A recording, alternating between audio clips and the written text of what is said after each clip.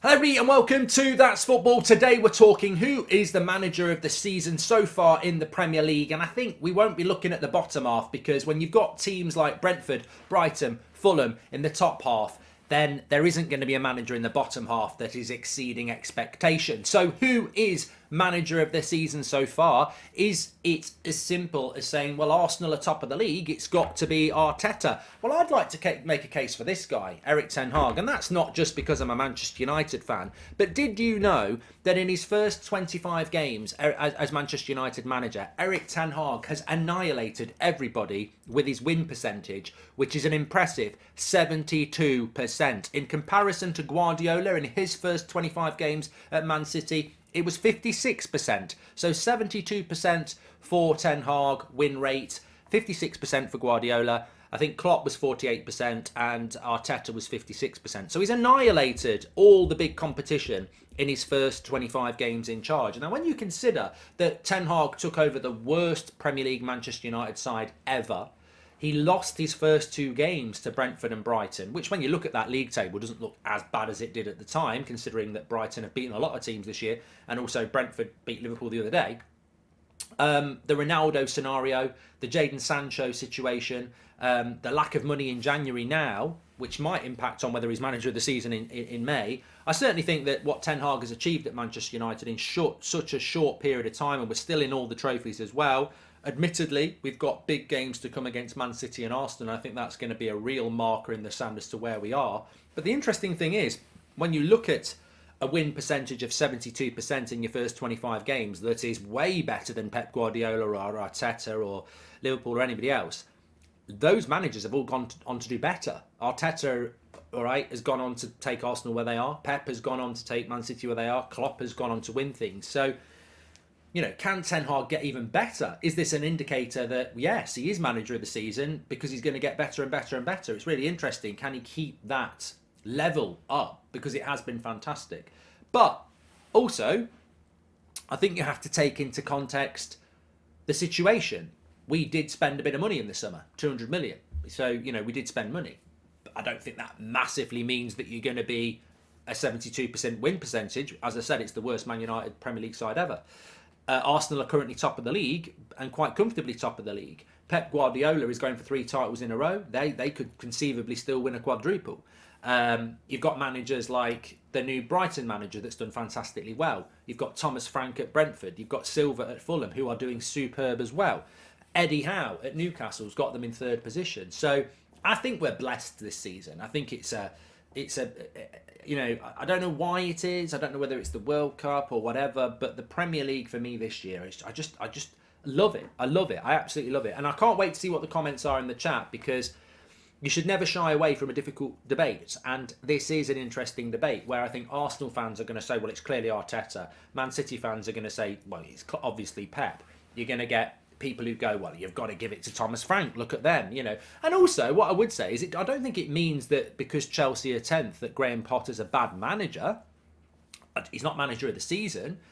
He could end up being a really good manager for Chelsea because circumstance is key.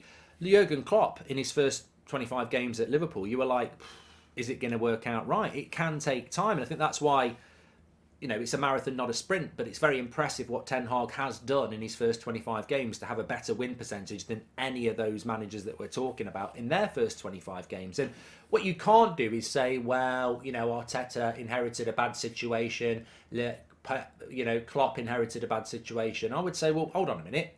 Ten Hag inherited a bad situation. What I would say in defence of Klopp and Arteta is that they didn't take over in May. They didn't get a pre-season. They didn't get a summer transfer window. They both took over. I think it was October for Klopp and December for Arteta. So I wouldn't expect their first 25 games to be on a par with Ten Hag, who had a pre-season and a summer transfer window. And this is the same problem that Potter's got as well. I would quantify or qualify it by saying it's very difficult to have a very high win percentage when you're inheriting a mistake. Klopp took over from a mistake by Liverpool when the season had already started. He doesn't get a pre-season. He doesn't get a summer transfer window. And I was on about this yesterday with Potter. And evidence is, you know, football's a very simple game. Very, very simple. And actually, football always evolves, but there are simple rules in place. And again, I don't want to talk about Potter because he's not in the equation for manager of the season so far, but there is evidence there that you need to be patient because Klopp took the job with no pre-season, no summer transfer window and problems, and it took him, that first season, I think they ended up in a cup final, but in the league they weren't very good. Arteta, no pre-season, no summer transfer window, and again he ended up in winning a cup, but in the league they were nowhere. So the evidence is there. If you don't get a pre-season, you don't get a summer transfer window, and you're working with other people's mistakes, it can be very difficult to make an impact in your first season. Hence, probably why their win percentages are quite low. But when we're talking about manager of the season this year, for me, so far, and the reason I've done this now is because I want to revisit in May and just see how off we were in the comments and I was. But if I'm talking about manager of the season so far, I've got 3 candidates that I had predetermined. Obviously, Erik ten Hag. I think, I'm going to be a little bit biased, but I also think the facts back it up. To lose your first 2 games, to inherit such a bad side with a bad mentality and a bad style of play and have a win percentage of 72% and be where we are at the moment, I think is an amazing season, and you've got to put him in the category. I think Mikel Arteta has to be there because nobody would have predicted that Arsenal would be top of the league by 5 points nearly halfway through the season, and deservedly one of the best teams in Europe at the moment. I think, if you're one of the best teams in the Premier League, you're definitely one of the best teams in Europe. They're playing fantastic football. And the interesting thing about Arsenal for me is they're still very much a work in progress. I look at that Arsenal side and I think, the next step for Arteta, I predicted Arsenal, if they can get top 4 this year, it's good. And then next summer you build your bench. He's done it in stages, and yet they are exceeding expectation, and he still needs to build his bench. They still don't have squad depth. So I put Arteta in there. And then I think my third choice, I would have to go for somebody that's just a little bit... a little bit out there, and I'm tempted to put there's 2 really, Eddie Howe and Thomas Frank. Eddie Howe at Newcastle, I don't think he gets the credit he deserves. At Bournemouth I thought he was a good coach, and then the bubble burst and I thought that was the end of Eddie Howe. And what's happened with Eddie Howe, he's had this chance at Newcastle. Newcastle are very rich, and people sort of sweep it under the carpet. Well, they're rich, that's why they are where they are. But they haven't spent their money in a rich way yet. He's 3rd place in the Premier League, deservedly, with people like Joe Willock and Joel Linton and Callum Wilson and Byrne and Trippier. And, Botman and Gomeres are very, very good players. But that team isn't a team that should be above Liverpool, Chelsea, Spurs, Manchester United. And they are because he's a good coach. So I don't think we should dismiss the fact that Newcastle have got money as a reason as to why Eddie Howe shouldn't be manager of the year, because I think Newcastle haven't really flexed their muscles with that money yet to make it easy for a manager. There's still a lot of coaching involved there. And then Thomas Frank as well. I know they're not as high as Brighton and Fulham, but I think the Brentford situation is harder. Brighton, you're inheriting a system and a club that's very well run. Yes, you need to be a good manager, and he's done a great job, but the system in place at Brighton was there. Fulham, a bit of a yo-yo club. They will spend money, and they've done a great job, Fulham, and they deserve a lot of credit.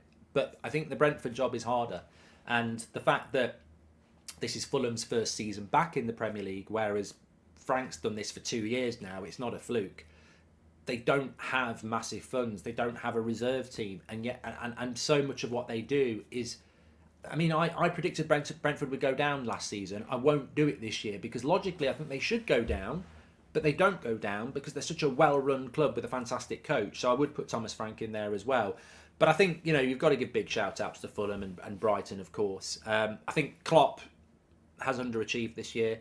I think Conte is Conte. I wouldn't rule them out getting top 4, but I've not found them that interesting this year. And Chelsea, as I mentioned, have had their own problems, and there'll be nobody from the bottom pot. So for me, I'm going to go with Ten Hag for the reasons I said at the start. I think he's had a fantastic season. I think that win percentage is unbelievable, and I'm very excited to see what happens between now and the end of the season. But my halfway point manager of the season would be Ten Hag. Second place, I would put Arteta. I think Arsenal have done fantastic. And third, I probably would put Eddie Howe there as well and put Thomas Frank fourth. So what would be your top 3/4 managers of the season so far? Get your comments in below. It's an interesting one. So many people are doing so well. Let me know your thoughts. Smash a like, subscribe. I'll speak to you on the next one.